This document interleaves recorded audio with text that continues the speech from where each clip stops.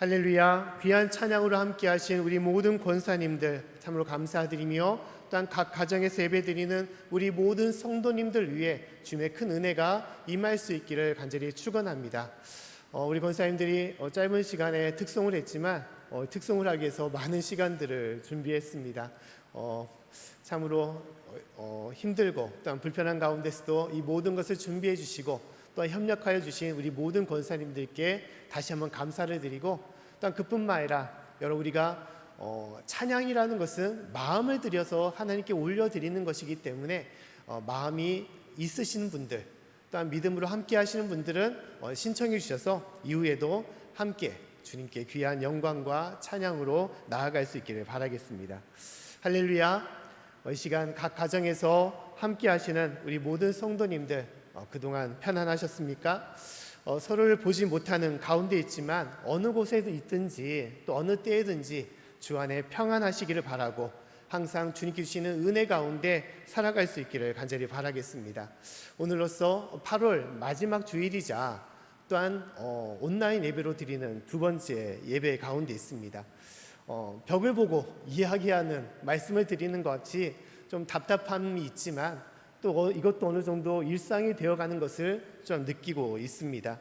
우리 성도님들도 스마트폰이나 TV를 통하여 예배를 드리고 있지만 가장 중요한 것은 어느 곳에 또 어떤 모습으로 드리든지 우리가 마음을 다하여 신령과 진정으로 하나님께 드릴 때 그것이 참된 예배의 자리가 되는 것이고 참된 성전이 될 줄로 믿습니다.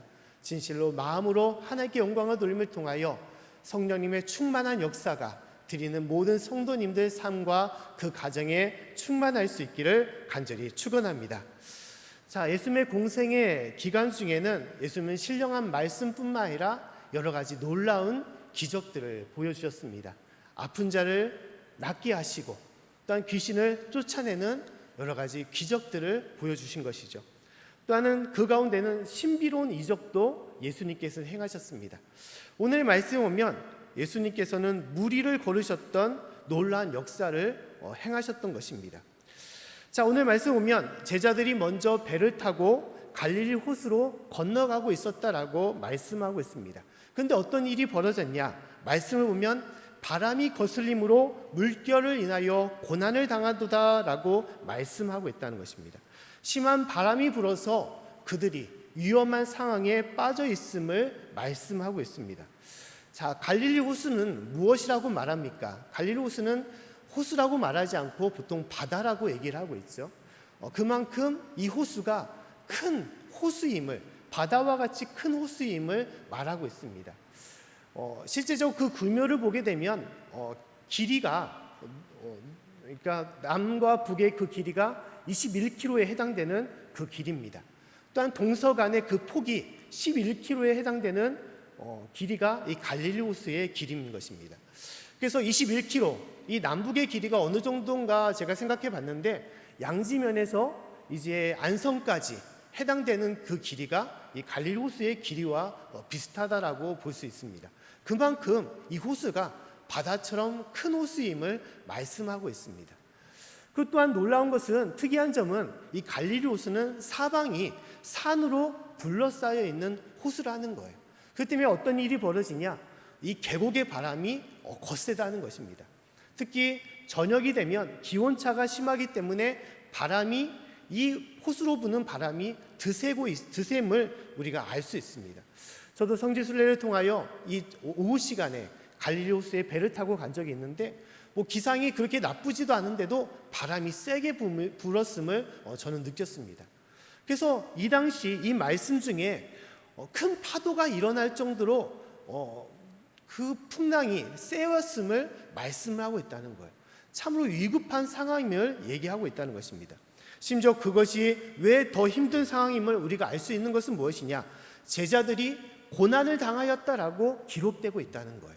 자, 제자들 중에는 어떤 사람들이 포함되어 있느냐? 어부들이 포함되어 있는 것이죠.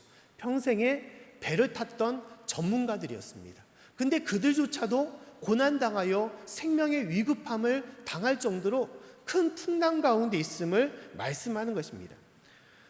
그런데 그 상황 속에서 어떠한 일이 벌어졌냐? 예수님께서 나타나셨다는 거예요. 근데 예수님께서 어떻게 나타나셨습니까? 그냥 뿅 하고 배 위로 나타났습니까? 아닙니다. 물 위를 걸으셨다라고 말씀하고 있어요. 그냥 잔잔한 물이 아니죠. 그 풍랑 일은 큰 파도가 몰아치는 그 바다 위를, 호수 위를 예수님께서 걸으셨다라고 말씀하고 있습니다. 심지어 이 시각은 어느 시간이냐? 그냥 오후 시간이 아니라 밤 사경이다라고 얘기를 하고 있습니다. 당시 유대인 시각의 밤 사경은 어느 정도에 해당되냐? 새벽 3시에서 6시경 정도에 해당됩니다. 캄캄한, 당시에는 가로등의 불빛이나 어떤 빛이 있겠습니까? 칠흑같이 어두운 곳에서 예수님께서 그 풍랑 속에서 물 위를 걸어 나타나셨다는 거예요. 예수님께서 위 마술과 같은 이러한 연출, 이러한 상황을 드러내신 이유는 무엇일까? 그 말씀은 기록되어 있지 않지만 제가 생각하기에는 예수님이 참된 메시아임을, 하나님의 아들임을 그 제자들에게 각인시키고자 이러한 행동을, 이러한 모습을 보여주신 것이 아닌가라고 생각이 됩니다. 여하튼 이러한 상황에서 제자들은 먼 발치에서 예수를 보고 어떻게 말했냐? 유령이다, 귀신이다 라면서 놀랬다는 거예요. 예수님인지 알지 못하고 그들은 먼저 무서운 마음으로 그들은 다급해했던 것입니다. 그때 더 특별한 일이 무슨 일이냐? 베드로가 예수님인 것을 알고 말하기를, 주님 나를 명하사 물 위로 오라 하소서라고 그렇게 예수님께 질문했다는 거예요. 여쭙다는 것입니다. 예수님, 나를 이 물 위로 걷게 하도록, 예수님께 갈 수 있도록 나에게 명령하소서라고 부탁을 한 것입니다. 참 이런 모습을 보면 베드로는 남다른 제자였음을 우리는 생각해 볼 수가 있는 것이죠.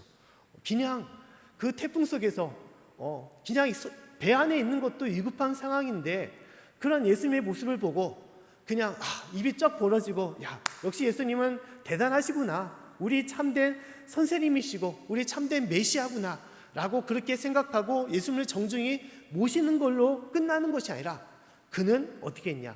담대한 마음으로, 주님, 저도 주님과 같이 이 물 위를 걷도록 저에게 명령하소서라고 얘기했다는 것입니다.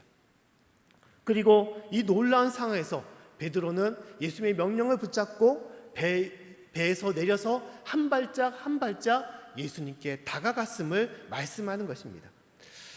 참으로 놀라운 예수님과 그 제자 베드로의 모습이라는 것입니다. 그런데 오늘 말씀에서 저와 여러분이 함께 나누고자 하는 은혜는 무엇이냐? 이 다음에 있는 부분에 대한 것입니다.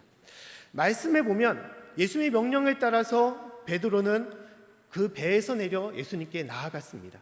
그리고 예수님의 손을 잡고 편안하게 배로 돌아왔느냐라고 그렇게 이야기가 끝난 것이 아니라는 거예요. 그 이후에 또 다른 사건이 벌어졌는데 그 사건은 무엇입니까? 잘 걷던 베드로가 물에 빠졌다라고 말씀하고 있다는 거예요. 29절과 30절의 말씀입니다. 우리 말씀을 한번 같이 읽어보겠습니다. 자, 시작. 오라 하시니 베드로가 배에서 내려 물 위로 걸어서 예수께로 가되 바람을 보고 무서워 빠져가는지라 소리질러 가로되 주여 나를 구원하소서 하니. 아멘. 자, 베드로가 배에서 내려 예수님께 향해 가다가 한순간 물에 빠진 것입니다. 그리고 예수님은 물에 빠진 베드로에게 손을 내밀어 그를 건져 주셨습니다. 그러면서 예수님께서 하신 말씀이 무엇입니까? 믿음이 적은 자여 왜 의심하느냐라고 말씀하고 있다는 거예요. 자, 31절 말씀을 다시 한번 읽어보겠습니다. 31절 말씀입니다. 자, 시작. 예수께서 즉시 손을 내밀어 저를 붙잡으시며 가라사대 믿음이 적은 자여 왜 의심하였느냐 하시고. 아멘. 물에 빠진 베드로에게 예수님께서 말씀하시기를 믿음이 적은 자여 왜 의심하느냐라고 말씀하시는 것입니다. 사랑하는 성도 여러분, 이 일을 통하여 우리가 생각해 볼 수 있는 것은 무엇이냐? 믿음이란 무엇인가에 대해서 우리는 생각해 볼 수 있는 것입니다. 예수님은 물에 빠졌다라는 그 모습을 통하여 왜 믿음이 적다라고 말씀하신다는 것입니까? 의심했기 때문이라고 말씀하시는데 왜 물이 빠진 것과 믿음이 적은 것, 의심하는 것과 관련이 있다는 것입니까? 자, 오늘 말씀 보면 베드로가 물에 빠진 직접적인 이유는 무엇입니까? 그가 물 위를 걷다가 발에 헛디뎌가지고 빠졌느냐? 아니면 그 파도에 휩쓸려서 미끄러져서 빠졌느냐? 아니면 갑자기 잘 무서움을 견디다가 한순간에 긴장이 해이해져서 무서움이 와서 그가 물속에 빠졌느냐? 단순하게 그렇게 말을 하고 있지 않다는 거예요. 오늘 30절 말씀 보면 다음같이 베드로에 대해서 묘사를 하고 있습니다. 우리 30절 말씀 한번 또 읽어보겠습니다. 자, 시작. 바람을 보고 무서워 빠져가는지라 소리질러 가로되 주여 나를 구원하소서 하니. 아멘. 자, 베드로가 바다에 빠진 이유는 무엇이라고 말하고 있습니까?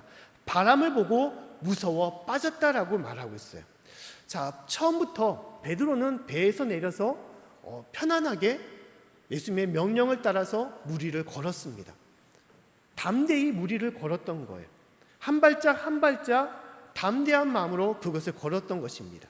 풍랑이 있는 그 바닷속을 베드로는 예수님처럼 걸었다는 것입니다. 근데 문제는 무엇입니까? 문제는 그가 걷다가 바람을 보았다는 것입니다. 바람을 보았다는 거예요. 무리를 걷다가 보면 이 풍랑치는 이 바닷속에서 잠잠한 파도가 아니기 때문에 좌우 사방에서 물결이 일어나고 큰 파도가 그를 덮치려고 위협을 했던 것이죠. 예수님을 바라보던 그 베드로가 한순간 자기를 덮치려고 했던 그 파도를 바라보면서 그곳에 무서움이 들었다는 것을 말씀하고 있는 것입니다. 베드로가 믿음이 적은 이유, 의심이 있는 이유는 무엇이냐? 그가 두려움이 있었기 때문에 믿음이 적었다라고 말씀하는 것이 아니라는 거예요.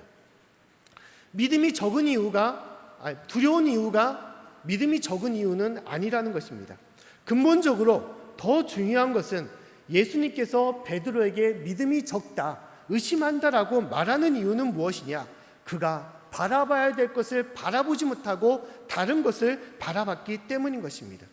사람마다 무서움과 두려움의 강도는 많이 다릅니다. 어떤 사람은 그냥 가벼운 일에도 깜짝깜짝 놀라는 사람이 있습니다. 또한 반면에 아무리 큰 두려움과 큰 일이 생겨도 거기에 대해 무감각함으로 받아들이는 사람이 있습니다. 근데 이 성격 중에 베드로는 강심장이라고 할 수 있는 사람이었습니다. 여러 제자들이 무서운 가운데 있을 때 베드로는 담대히 예수님께 나도 예수님처럼 무리로 걷도록 나에게 명령하소서라고 말씀을 드렸던 것이고, 그 명령에 합하여 그는 배에서 내려서 무리를 걸었던 사람이었던 것입니다. 그 때문에 어떤 사람보다도 그는 강한 용기를 가졌던 사람이라고 할 수 있는 것입니다. 하지만 중요한 것은 그 두려움을 갖고 있느냐 갖고 있지 않느냐가 문제가 안 된다는 거예요. 천선적으로 그가 강한 심장이냐 그렇지 않느냐가 믿음의 척도가 되는 것이 아니라는 거예요. 중요한 것은 무엇을 바라보느냐가 중요하다는 것입니다. 믿음의 성도가 바라봐야 될 곳은 어디라는 것입니까? 나의 주님 하나님을 바라봐야 된다는 것입니다.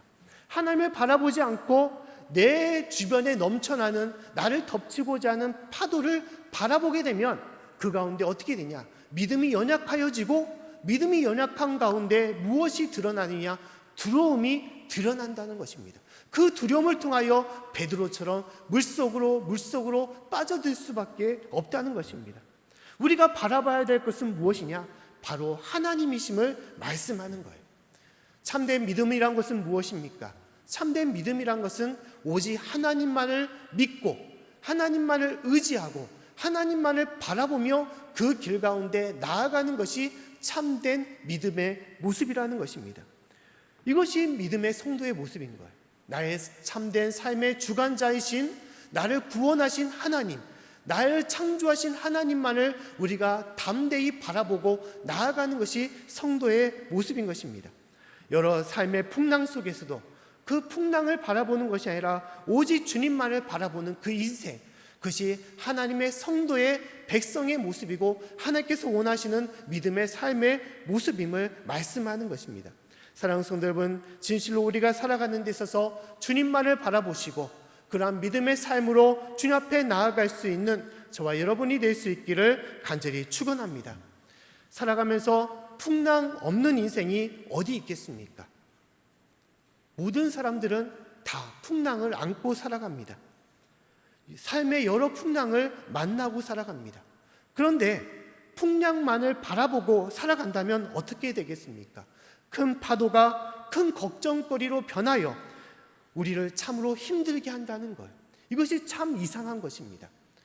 그 풍랑과 그 문제가 그것으로 끝나는 것이 아니라 그 문제를 바라볼 때 그 문제를 통하여 우리의 믿음이 연약해지고, 심지어 그 믿음이 연약한 곳에 두려움이 생기고 걱정거리가 부풀어 올라서 우리를 짓누르고 우리를 두려워하고 우리를 무섭게 만들고 우리를 의심케 만들고 우리를 절망으로 인도한다는 거예요. 염려와 근심이 꼬리를 물어서 더욱더 커지는 놀라운 형상, 그러한 일들이 벌어진다는 것입니다. 이것을 과학적으로, 의학적으로 말하기를 램프 증후군이라고 얘기를 합니다. 걱정하면 걱정할수록 문제가 더욱더 커질 수밖에 없다는 것이죠. 며칠 전에 저는 이런 경험을 한 적이 있습니다. 어떤 목사님이 저에게 전화를 하셨습니다. 전화를 하신 이유는 뭐냐? 본인이 코로나 검사를 받았다는 거예요. 그분 몸이 이상해서 검사를 받은 것이 아니라 섬겼던, 함께 있었던 장인 어른이 기침도 나고 몸이 이상해져서 이제 의심이 생겨서 검사를 했다는 거예요. 그리고 이제 같이 모시고 있었기 때문에 본인도 염려가 된 것이죠. 그래서 같이 검사를 하게 된 것입니다. 그리고 이제 덧붙여 저한테 전화한 것은 뭐냐? 일전에 만났으니까 혹시나 어떻게 나중에 양성 반응이 나여서 그때 알려주는 것보다 미리 알려주는 것이 더 올바른 처신이라고 생각해서 전화를 했다는 거예요. 그래서 이런 일이 있으니까 나중에 그냥 마음의 준비를 하시고, 뭐 그런 일은 안 생기겠지만 그렇게 미리 아시라라고 전화를 하신 거예요. 근데 그때부터 일이 벌어진 것입니다. 무슨 생각을 하겠습니까? 저도 이제 생각을 하게 되는 것이죠. 만약 나도 그분이 이제 양성 반응이 나면 나도 영향을 미칠 거니까 나도 검사를 받게 되고, 그러다가 어느 순간에 양성이 되는 것이 아닌지, 나도 걸리게 되는 것이 아닌지라는 생각을 하게 된 것입니다. 그럼 어떻게 될까? 당장 교회가 문제가 되는 것이죠. 교회를 문 닫아야 되는 것이고 며칠 동안 폐쇄가 되는 것이고, 그렇게 되면 이 양지면의 지역사회에 이 양지교회가 코로나 걸린 교회로 이제 소문이 날 텐데 어떻게 해야 될까? 또 우리 직분자님들, 장로님들, 우리 권사님들, 우리 교육자들 어떻게 해야 될까라는 생각도 하게 되었습니다. 어떻게 다 연락을 해야 될까? 그리고 이제 함께하는 가족들, 우리 가족들도 만약 다 같이 걸리게 되면 어떻게 해야 되냐? 이제 뿔뿔이 흩어져서 각자 이제 병원에서 이제 지내야 되는데 그걸 어떻게 감당해야 될까? 여러 가지 많은 생각을 하게 된 거예요. 너무너무 여러 가지 일들이 벌어질 것을 생각해 보니까 놀랄 만큼 이제 일이 벅차게 된 것이었습니다. 그때 생각이 나는 것이, 생각은 그만 접어두고 기도하자. 그리고 접어두고 하나님께 기도했습니다. 모든 것을 인도하시고 이끄시는 분은 주님이심을 믿습니다. 주님 알아서 해주십시오라고 그렇게 기도를 드렸어요. 근데 그 걱정은 오래가지 않았습니다. 다음 날 그 목사님이 전화하셨어요. 음성 반응이 나왔다고. 그러면서 생각이 들었습니다. 참 감사합니다. 그 또 다른 생각이 들었던 것이 뭐냐? 참 어리석구나라는 생각이 들었어요. 별것도 아닌 걱정을 또한 또 다른 걱정을 하면서 괜한 에너지를 이곳에 쏟았구나. 그 짧은 시간이지만 괜히 그것에 마음을 쏟아붓고 힘들었구나라는 생각을 하게 되었던 것입니다. 우리가 걱정거리가 있으면 어떻게 해야 됩니까? 그 문제를 바라볼 필요가 없다는 거예요. 내가 감당할 수 없는 이 문제, 내 키보다 높은 풍랑이 나를 집어삼키려고 에워싸더라도 그것을 바라볼 필요가 없다는 거예요. 우리가 바라봐야 될 것은 무엇입니까? 그 파도와 풍랑 속에서도 그 모든 것을 주관하신 하나님, 그 모든 것을 역사하시고 나를 보호하시고 이끄시는 하나님만을 바라보고 나아가는 것이 우리 삶의 모습이라는 것입니다. 할렐루야! 우리가 그 삶으로 살아갈 수 있기를 간절히 축원합니다. 주님만을 바라보시고 기도할 수 있기를 바라겠습니다. 주님만을 바라보시고 말씀으로 무장하여 주님 앞에 살아갈 수 있기를 간절히 축원합니다. 아무리 힘들고 어려운 우리 삶의 모든 풍랑이 있을지라도 그 가운데 마음이 요동하여 힘들어하는 것이 아니라 여러 걱정과 고민과 절망이 꼬리에 물어 우리를 힘들게 하는 것이 아니라 오직 주님만 바라봄을 통하여 모든 걱정거리를 끊어버리고 오직 주 안에서 승리하는 저와 여러분의 삶이 될 수 있기를 간절히 축원합니다. 이것이 삶의 정답이며 우리가 나아가야 될 참된 삶의 모습인 것입니다. 요새 관광지마다 좋은 전망대들이 참 많이 있습니다. 전망대에 올라가면 경치가 참 좋고 또한 멀리 바라보니까 시원할 때가 많이 있습니다. 근데 이곳에 보통 대부분 특별한 것을 설치하는데 무엇을 설치하냐? 그 바닥에 유리바닥을 설치해 놓는 것이죠. 그래서 그 높은 곳에서 바닥을 바라보게 되면, 투명한 바닥을 보게 되면 아찔해지는 그런 어떤 체험을 할 수 있도록 그것을 해놓게 되는 것입니다. 그래서 흔들 다리나 그런 데도 바닥이 유리로 될 때도 있고, 또 어떤 데는 롯데 123층 롯데타워도 그 전망대 꼭대기에 오면 그런 유리 바닥으로 되어 있는 곳이 많이 있습니다. 그런 곳에 보면 쉽게 발을 디딜 수가 없죠. 근데 저는 이렇게 많이 그런 체험을 했기 때문에 그런 것에 대해서 두려움을 좀 갖지 않습니다. 근데 예전에 이런 경험을 한 적이 있어요. 그곳에 섰을 때 갑자기 무슨 생각을 하게 됐냐, 이런 생각을 한 적이 있습니다. 그 투명한 유리판 위에 올라서서 바닥을 바라보면서 무슨 생각을 했냐, 만약 이 유리 바닥이 깨어지면 어떻게 될까? 깨어지면, 그러자 그 위에서 밑에서 바라봤을 때 그 무슨 생각이 들었냐, 깨지게 되면 나는 한순간 이곳에 떨어질 텐데, 떨어질 때 나는 무엇을 잡을 수 있는 것도 없을 텐데, 그리고 나는 한순간 몇 초 사이에 이 바닥에 떨어져서 나는 이 삶을 다 끝날 텐데 라는 생각을 하게 되었어요. 근데 그 생각을 하니까 갑자기 소름이 돋더만 무서운 생각이 번쩍 들었습니다. 그런 일들이 벌어졌어요. 근데 그 이후에도 저는 그 높은 곳에 있을 때마다 그곳에 갈 수 있습니다. 왜냐하면 간단합니다. 우리가 바라봐야 될 것이 무엇이냐? 바닥을 바라봐야 되는 것이 아니라 내 앞에 놓여 있는 경관을 바라보고 앞을 바라보고 걸어가면 아무리 높은 곳에 있는 그런 유리 바닥일지라도 우리는 편안한 아스팔트 위를 걷는 것처럼 편안하게 걸을 수가 있는 거예요. 근데 반대로 바닥을 바라보게 되면 그 상상이 우리 가운데, 심령 가운데 미치게 되고, 그런 생각지도 않은, 일어나지도 않는 그 일 때문에 두려움이 물려와서 우리를 힘들게 한다는 거예요. 이것이 우리 인생의 모습이 될 때가 많이 있습니다. 내가 바라봐야 될 것을 앞을 바라보는 것이 아니라 밑을 바라볼 때, 내가 바라봐야 될 것이 하나님이 아니라 세상의 삶과 문제와 걱정거리, 삶의 여러 가지 어려움을 바라볼 때 우리의 삶은 그 풍랑이 휩쓸어 우리를 더욱더 어렵게 할 때가 있다는 것입니다. 사랑하는 성도 여러분, 진실로 우리가 이 땅에 살아가면서 나의 모든 삶을 인도하시는 그 하나님, 주님만을 바라보시고 주님의 그 부르신 가운데 나아갈 수 있기를 간절히 축원합니다. 우리 삶에는 여러 풍랑이 있습니다. 다니엘이 겪었던 사자굴과 같은 그런 풍랑이 있을 수도 있고, 또한 다니엘의 세 친구들이 겪었던 불과 마와 같은 그런 풍랑도 우리에게 있을 수가 있습니다. 사도 바울이나 요셉이 겪었던 감옥과 같은 풍랑이 있을 수도 있고, 이스라엘 백성들이 마주봤던 홍해 바다와 같은 풍랑도 우리 가운데 있을 수가 있습니다. 그때 우리가 바라봐야 될 것이 무엇입니까? 사자를 바라봐야 되겠습니까? 불가마를 바라봐야겠습니까? 감옥이나 우리 앞에 놓여 있는 홍해를 바라봐야 되겠습니까? 그렇지 않다는 거예요.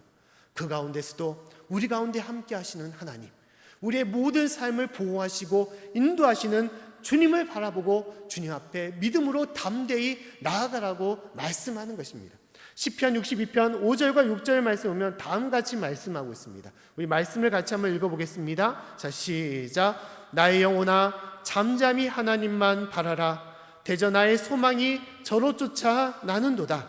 오직 저만 나의 반석이시요 나의 구원이시요 나의 산성이시니 내가 요동치 아니하리로다. 아멘.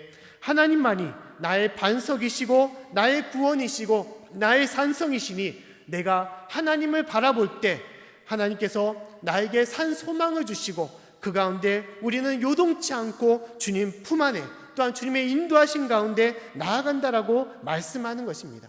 사랑하는 성도 여러분, 오직 주님만을 바라볼 때 우리 가운데 있는 모든 절망이 참된 소망으로 바뀌고, 또 우리 앞에 놓여 있는 캄캄한 어둠과 절망이 우리 가운데 참된 축복으로 변화됨을 우리가 믿고 나아갈 수 있기를 간절히 축원합니다.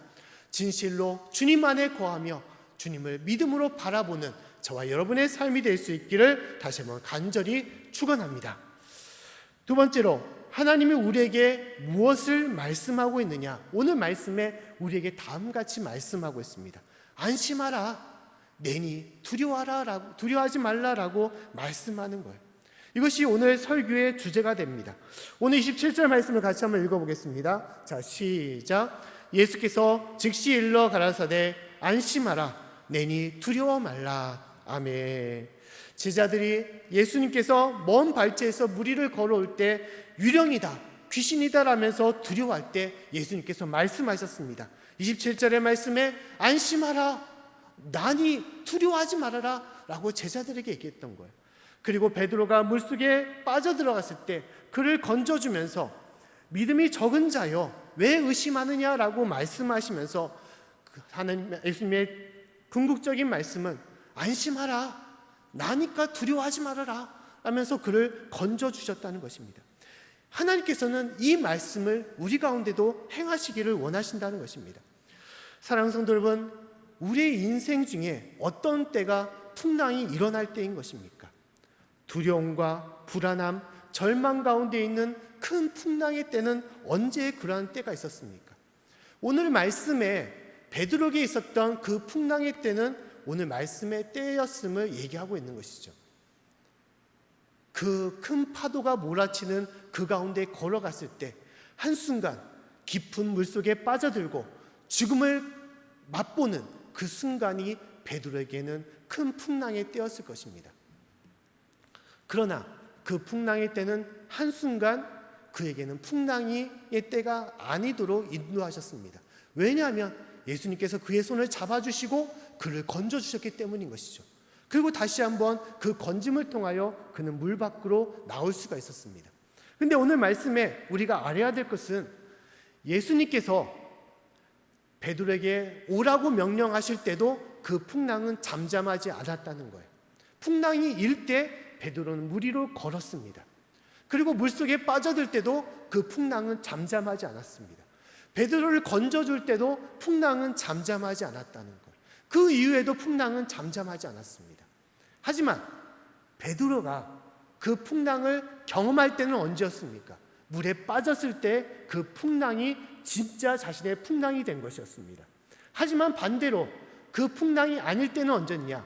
그 명령에 예수님의 말씀에 순종하여 물 위를 걸었을 때, 또한 건짐을 받고 물 밖으로 나왔을 때 큰 파도가 그를 덮치려고 해도 그에게는 진짜 풍랑이 아니었다는 거예요. 쉽게 말하면 풍랑이 우리 가운데 있어도 내가 주님과 함께 한다면, 주님을 믿고 주님 앞에 나아간다면 그 어떤 풍랑도 우리에겐 더 이상 우리에게 풍랑으로 다가오지 못한다는 것입니다. 풍랑이 사라져서 우리 가운데 풍랑이 있는 것이 없는 것이 아니라 풍랑이 있는 가운데서도 주님이 나와 함께 하시고 나의 손을 붙잡아 주시고 나의 삶을 인도하시기 때문에 우리는 풍랑 가운데서도 잔잔하며 평안하며 기쁨으로 주 앞에 나아갈 수가 있다는 것입니다. 사랑하는 성도 여러분, 우리의 인생의 풍랑 가운데 있을 때에도 우리가 베드로처럼 담대한 믿음으로 주님 앞에 나아가시고 요동하는 인생이 아니라 안심하는 인생, 두려워하지 않는 인생, 잠잠한 인생으로 주님 앞에 나아갈 수 있기를 간절히 축원합니다. 주님 바라보시고 믿음으로 나아갈 때 풍랑을 딛고 이겨나갈 수 있는 그 모든 삶을 극복해 나갈 수 있는 저와 여러분이 될 수 있기를 간절히 축원합니다. 인생에서 가장 중요한 것은 내가 지금 누구와 함께하고 있느냐가 중요하다는 거예요. 하나님과 함께하고 있을 그때가 풍랑이 잠잠할 때인 것이고, 내가 하나님을 잃어버리고 잊어버리고 하나님을 놓쳐버리고 살아갈 그때가 나에게 있어서 진짜 큰 풍랑임을 우리가 깨달아야 되는 것입니다. 자, 어렸을 때 이런 일들이 참으로 많았습니다. 자, 옛날에는 화장실이 집에 있지 않았었죠. 다 밖에 있었습니다. 그 대부분 공동 화장실을 이용할 때가 많이 있었어요. 한 70년대, 80년대에 그런 일들이 많이 있었죠. 그 때문에 문제는 무엇이냐? 캄캄할 때 일이 급하게 되면 문제가 생기는 것이죠. 오줌이 마렵고 통이 마려운데 화장실을 가야겠고, 화장실을 가고자 하는데 너무너무 캄캄하니 혼자 가는 게 너무너무 겁난 거예요. 그때 문제를 해결하는 방도는 무엇이냐? 그때 가까이 있는 사람에게 부탁을 하는 것이죠. 함께하는 형이나 누나에게 부탁해서 형 제발 나와 함께 좀 가달라고. 그렇게 해서 애걸복걸 해가지고 같이 이제 전등을 켜고 이제 가게 되는 것이죠. 그리고 나서 형은 밖에 있고 일을 보게 되면 일을 볼 때마다 어떻게 하느냐, 끊임없이 얘기를 하는 거죠. 형 밖에 있어? 형 밖에 있는 거지? 형 지키고 있는 거지? 그럼 형도 귀찮아서 야 빨리 일 보고 나와. 모기가 물어뜯는데 빨리 가자라고 계속 재촉을 하는 거예요. 어두운 가운데 있지만 밖에 누가 있다는 것을 믿기 때문에 편안하게 안심하고 일을 볼 수가 있는 거예요. 우리 인생도 마찬가지인 것입니다.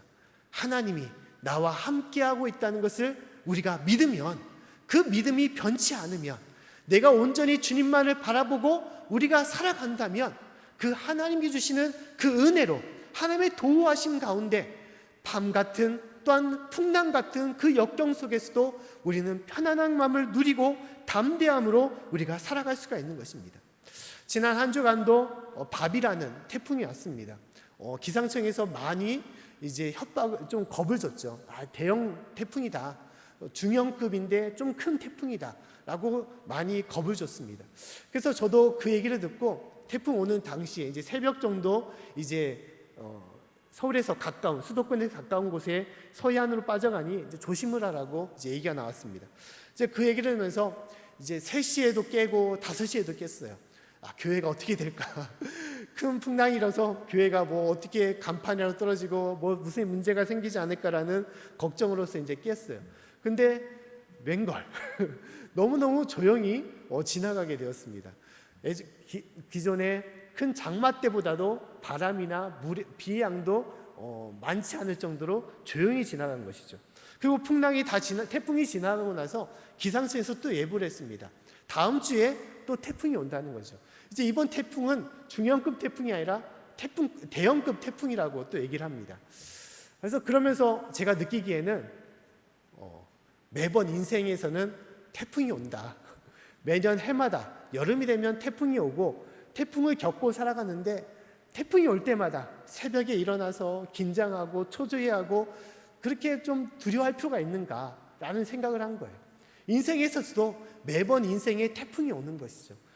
매번 반복되는 태풍이 계속해서 일어납니다.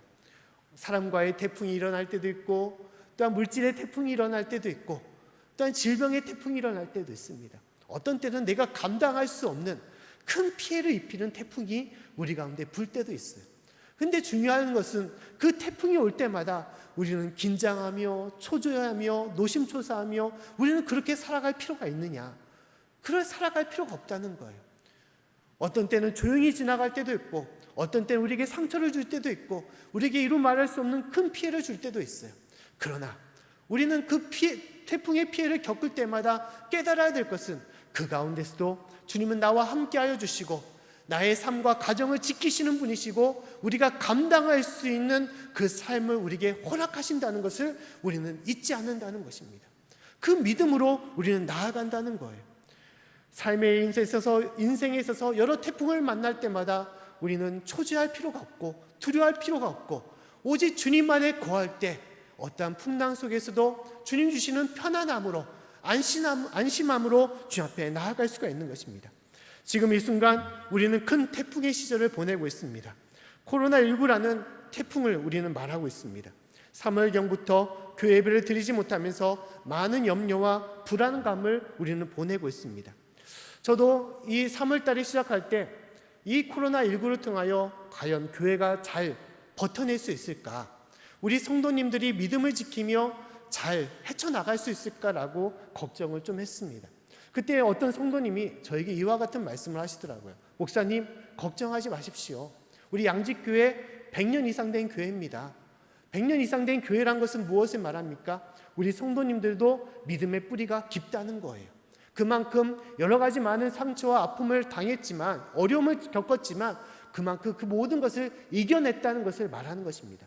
그 때문에 코로나19도 잘 이겨낼 것이고 여러 성도님들이 큰 어려움 없이 잘 버틸 것입니다 라고 그렇게 말씀하셨습니다.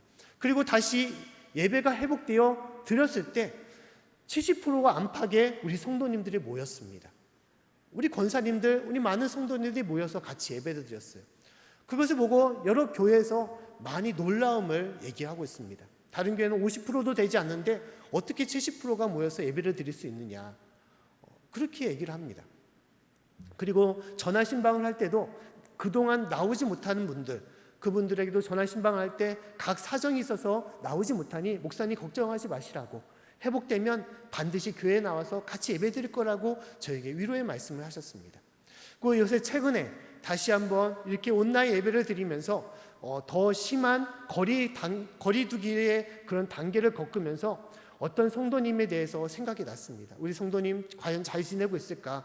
그 사업장이 큰 피해를 입을 텐데 라는 걱정의 말로 전화를 했습니다.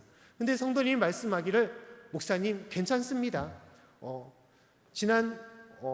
지난주부터 이제 19일부터 이제 자신의 사업장도 문을 닫았는데 괜찮습니다. 다시 한번 일어나겠죠. 그리고 오히려 저한테 위로하면서, 목사님 괜찮으십니까? 목사님 사역하는데 괜찮으세요? 강건하셔야 됩니다 라고 저를 오히려 위로해 주셨습니다. 그래서 저는 생각하기를, 저를 위로해서 그냥 말로만 그렇게 하시는 거 아닌가라는 생각을 했지만, 그러면서 또 다른 생각은 저보다 믿음이 참 좋으시구나라는 그런 생각을 하게 된 거예요. 참된 믿음이라는 것이 무엇일까? 우리가 이 땅에 살아가면서 여러 큰 태풍을 만날 때, 이 코로나19 언제 끝이 날지 모르는 이 큰 태풍을 만날 때 우리가 진실로 행해야 될 것은 무엇인가? 오늘의 말씀처럼 주님께서는 두려워 말아라, 안심하라, 내니 두려워 말라고 우리에게 말씀하고 있다는 거예요. 이사야서 41장 10절 말씀에도 주님께서 우리에게 다음같이 말씀하고 있습니다. 우리 말씀을 같이 한번 읽어보겠습니다. 자, 시작. 두려워 말라, 내가 너와 함께함이니라. 놀라지 말라, 나는 내 하나님이 됨이니라. 내가 너를 굳세게 하리라. 참으로 너를 도와주리라. 참으로 나의 의로운 오른손으로 너를 붙들리라. 아멘. 주님께서 우리에게 말씀하십니다. 두려워하지 말아라, 내가 너와 함께하고 있지 않느냐. 놀라지 말라라, 나는 내 하나님이 되지 않느냐. 내가 너를 굳세게 하고 너를 도와주고 나의 의로운 오른손으로 너를 꼭 붙잡아 줄 것이다 라고 우리에게 말씀하고 있습니다. 안심하라, 두려워하지 말아라. 김집사야, 윤목사야, 두려워하지 말아라. 내가 지금부터 영원까지 너와 함께하고 너를 붙잡아 주실 것이다. 사랑하는 성도 여러분, 진실로 주님 안에 주님의 놀라운 그 은혜로서 주여 담대히 나아갈 수 있는 저와 여러분이 될 수 있기를 간절히 축원합니다. 말씀을 마치겠습니다. 주님께서는 우리 인생의 이 풍랑 속에서 우리에게 말씀하고 있습니다. 무엇을 말씀하고 있습니까? 오라라는 거예요. 이 풍랑 가운데 두려워하지 말고 오라는 거예요. 나에게 오라라고 말씀하고 있습니다. 그리고 오면서 안심하여라, 내니 두려워하지 말라라고 말씀하고 있어요. 진실로 우리가 주님 말을 바라보고 한 발짝 한 발짝 나아갈 때 어떠한 엄청난 태풍이 우리 앞길을 막아서고 우리를 짓눌리고 우리를 위협하고 우리를 절망 가운데 인도할지라도 우리는 한 발짝 나아감을 통하여 주님 앞에 바로 설 수가 있는 것이고, 그 모든 길이 참된 주님의 생명의 길로, 축복된 길로, 또 주님께서 예비하시는 복된 길로 우리 이끌어 주심을 믿고 나아갈 수 있기를 간절히 축원합니다. 믿음의 끈을 놓지 마시고 주님 부르시는 그날까지 승리하는 저와 여러분이 될 수 있기를 간절히 축원합니다.